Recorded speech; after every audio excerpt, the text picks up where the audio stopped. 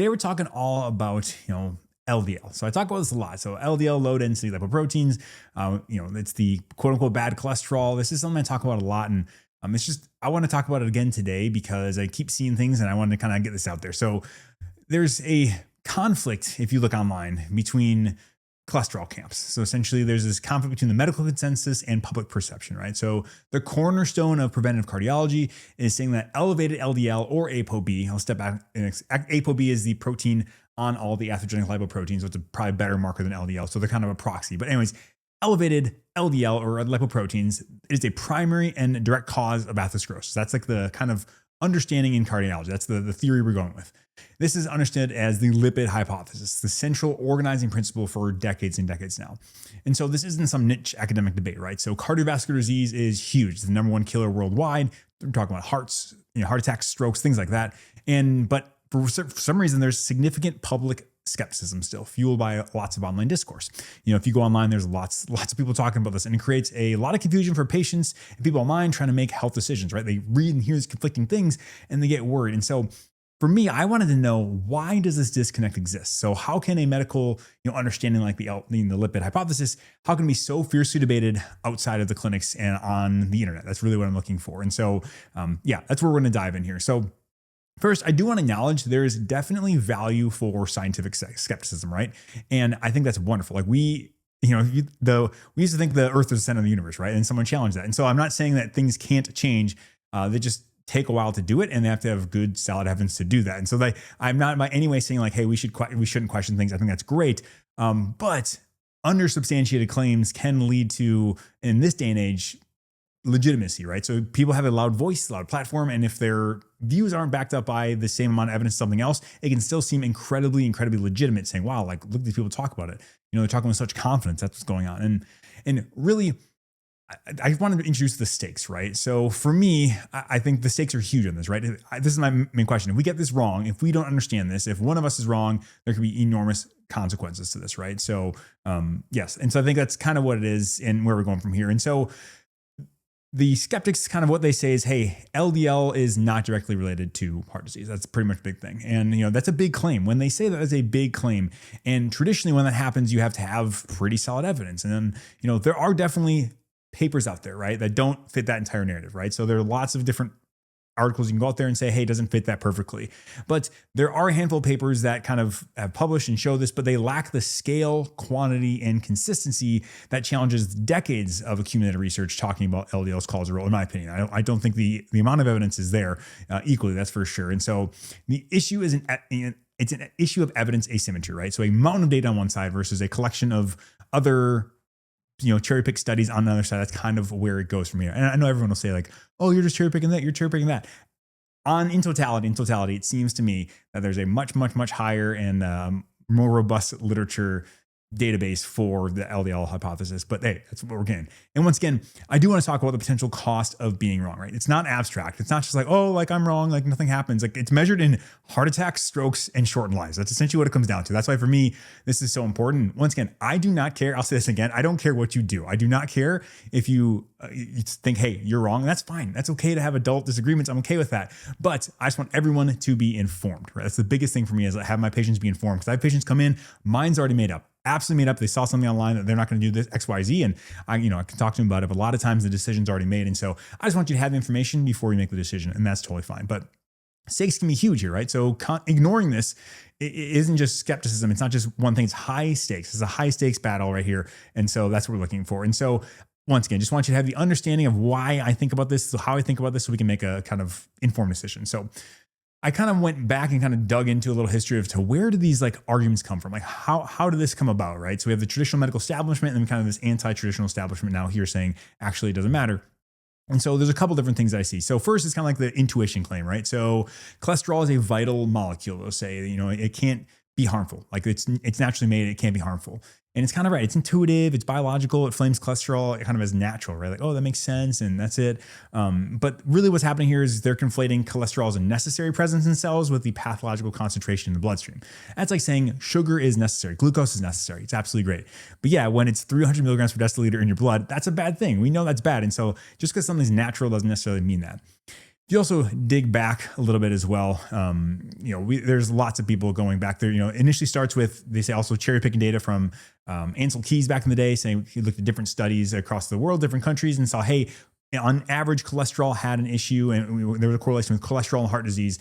And people say he started by cherry picking and saying if he would have picked all the studies, including like France, like there's something called the French paradox, where they eat more cheese and have more saturated fat, but don't have heart disease. What's going on? They're saying he cherry picked that data, and so from the start, it was a flawed theory and hypothesis, and we've kind of piggybacked on that and gone from there. So that's another kind of where this came from as well. Another thing that was commonly cited is that correlation is not causation. That's a standard argument people say, is like correlation is not causation. They're saying the link between LDL and heart disease is merely an association, not a proof of cause, right? So this is a very, very valid idea. Like, this is great science. It's very good to understand that yeah, causation is not caused by correlation. So correlation is just that, saying, hey, something's going on. You can't prove anything from it. But this uses a valid scientific principle to sound rigorous and cast doubt on a fundamental epidemiologic studies, right? So these are very, very important studies for everybody, for all different types of science, but very important. But this is what I see commonly here. This is my kind of experience that I've seen. There's kind of a double standard there, right? So they correctly state that correlation is not causation, absolutely, to dismiss decades of observational data linking LDL with heart disease. And they do that because they say, hey, you can't do that. And there's also some studies that when you look at LDL, it doesn't necessarily show heart disease. So every study doesn't show that. And that's very valid as well. That's like kind of another reason why people are like, well, why wouldn't it show up in every study? There's lots of reasons why they might not happen. But that being said, they say, hey, correlation, not causation. And it doesn't look like LDL is linked to heart disease.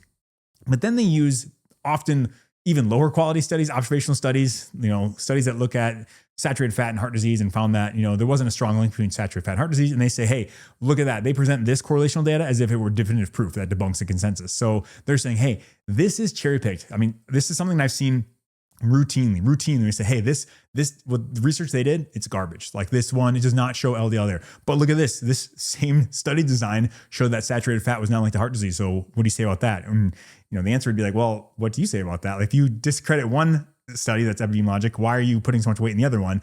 And so I see that all the time, where it's just a huge disconnect. And it's because they've already had preconceived notions, right? Like, this is what I want to believe, so I'm going to believe that, versus it's the same level of evidence. And so it's an internally inconsistent argument, right? The standard of evidence they demand, from the mainstream, is one they don't apply to their own cherry pick kind of studies. And so not everybody, and then there's tons of people out there who are very academically rigorous and have integrity about this. So I'm not saying that at all, but I see that's a common argument for people saying, oh, like this and there. So this is once again just common things. I have no problem with anybody who believes in this narrative or believes that the science shows that. Like, everyone has different opinions. In the world today in 2025, I think we know that lots of people have different opinions, and I'm okay with that. But that's something I say that, hey, if you're going to be critical of these studies, then you need to be critical of your own studies as well. On top of that, another thing that I found is people talking about statin conspiracies and the power of statistical framing. So essentially, people will say that statins are dangerous, their benefits are minimal, and they're pushed by big pharma for profit, is essentially what it comes down to.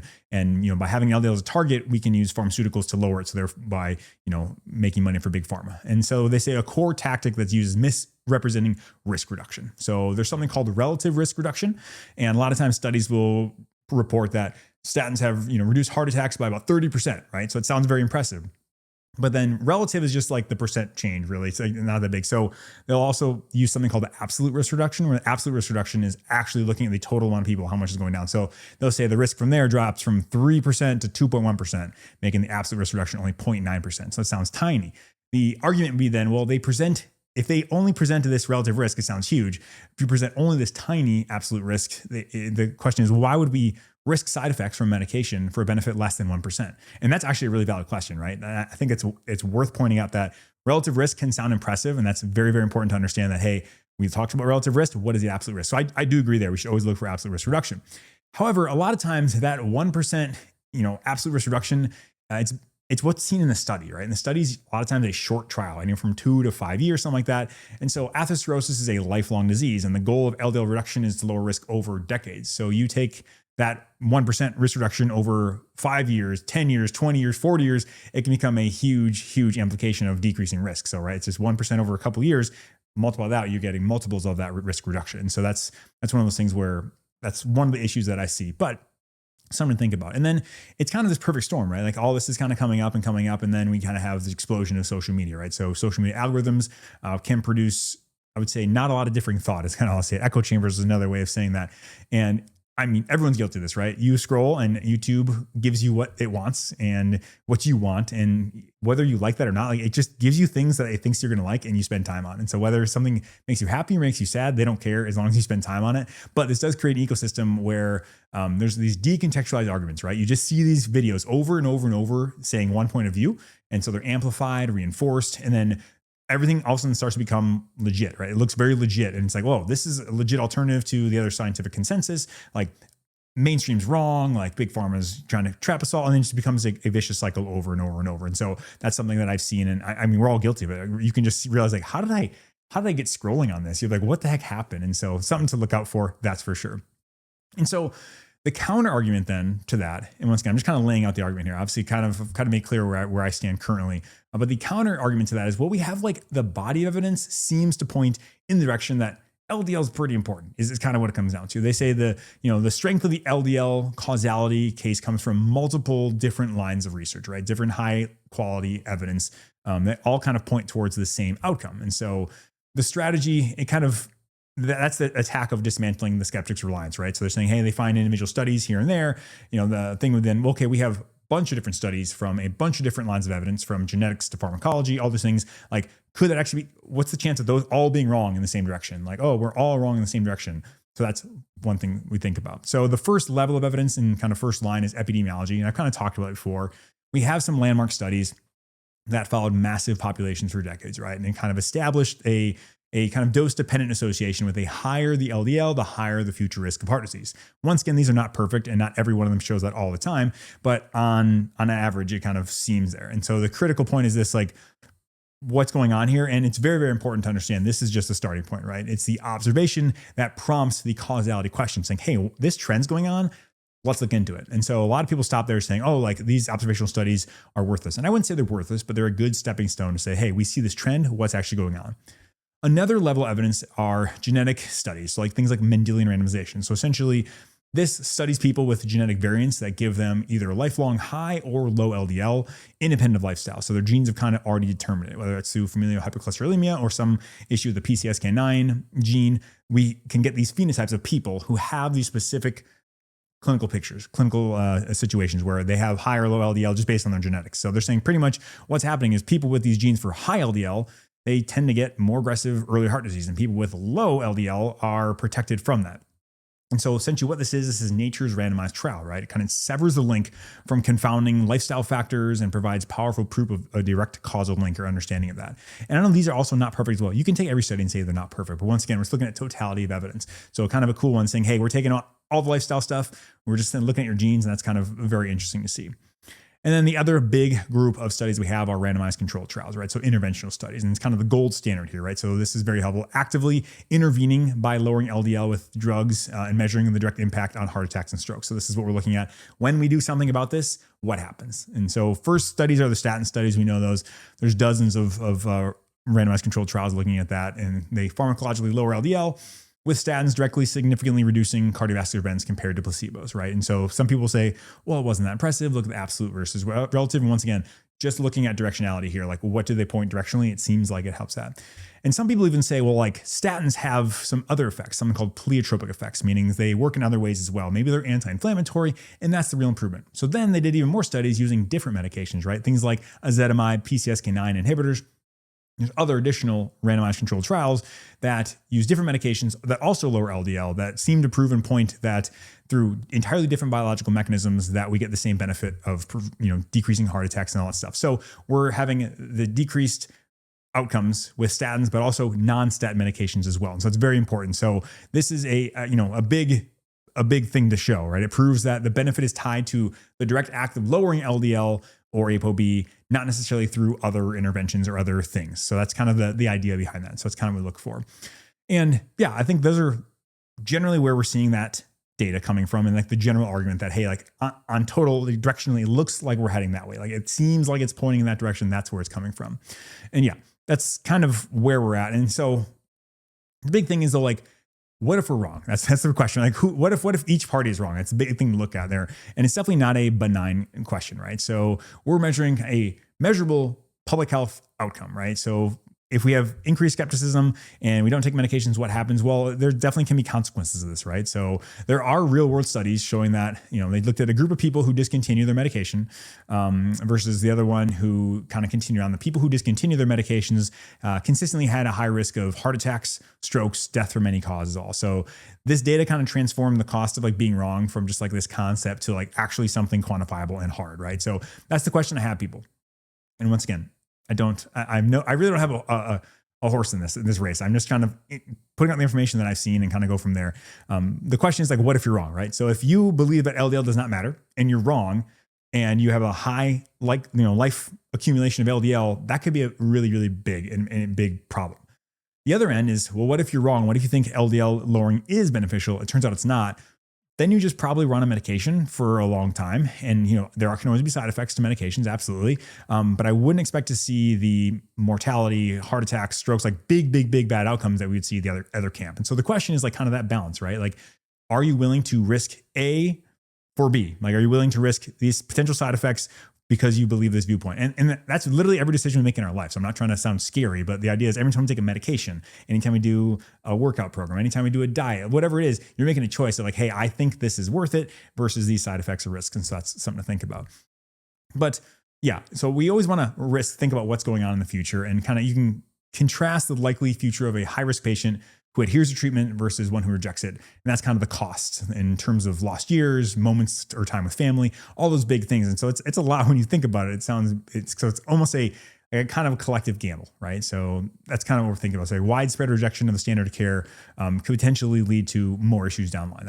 That's my biggest fear, is that people are doing something because they saw it online, not because they truly understand it and they haven't really thought about potential risks. If you're like, Jordan, I don't care. Like, I feel great on this diet and I won't change and I won't do anything, more power to you. That's great. As long as you have, understanding of that, and you say like you've been counseled that this could happen, I'm fine with that. And so really bringing it home here, I just want to talk about how do we kind of make sense of this? How do we navigate the noise, kind of protecting your health? And so overall, we talked about, where this comes from, right? So there's confusion of, LDL and whatnot. And it seems like it's a very, very big argument everywhere. It doesn't quite get up to the mainstream level, but it is, because we see social media has become mainstream. So anything that's valid on social media thus has to be addressed by the medical establishment. And that's essentially one of the reasons I do this podcast, is to kind of bridge that gap between what I see online versus what I see in clinic and what I've learned, and kind of find where do we all agree? And the big thing is everyone always agrees, like, people want a high quality life. They want to live well. They want to move well. They want to feel well.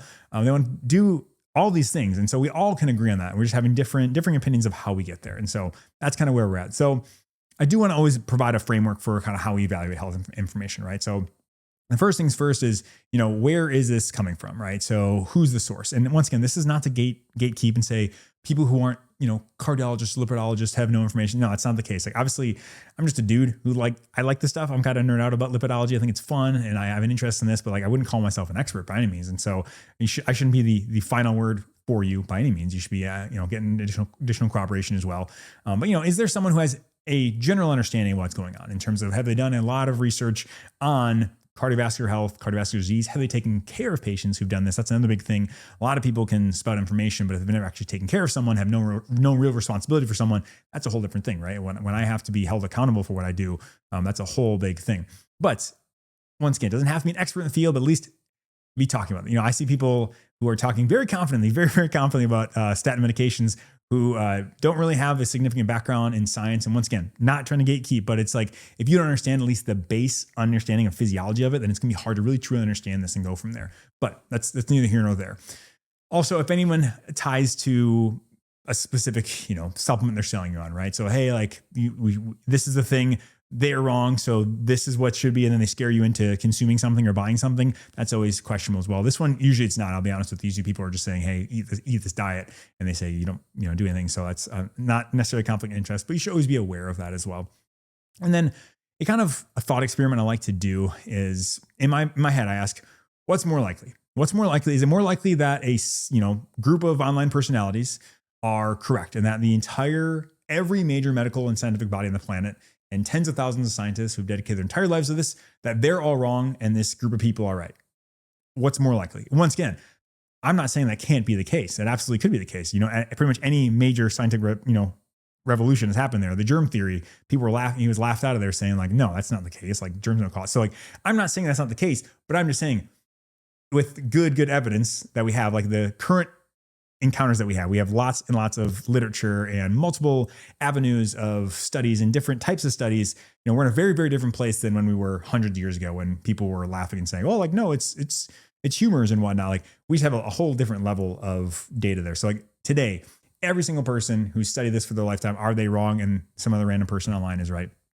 You know, that's not for me to decide. And once again, kind of taking away, the consensus can absolutely be wrong, right? A consensus of this magnitude, though, it definitely exists a large amount of data on the other side. And that's a big thing that we're looking for. And it's just not quite there yet. And so I'm open to this. I would tell people, like, honestly, I used to be in this camp. I used to be, before medical school, I did the paleo diet, right? Or, a low carb diet. And they said, eat bacon, eat butter. It doesn't matter. And that's awesome. It's fun to hear, because it's like, yeah, this is delicious. It's fun. And I thought saturated fat didn't matter at all. So I've been there. And then as I started kind of the medical process, learned to kind of critically review literature and look at the studies and whatnot. I just felt like, hey, for me, the risk is more like, what if I ignore this? Like, to me, the risk is higher than if I just stick the other way. That's kind of my personal preference. And the thing I always think about is people say, hey, it's not LDL, it's inflammation. It's inflammation, it's insulin resistance. Like, that's the case. Like, okay, maybe that is the case. Maybe that is the case, that those two things play a huge role in startup.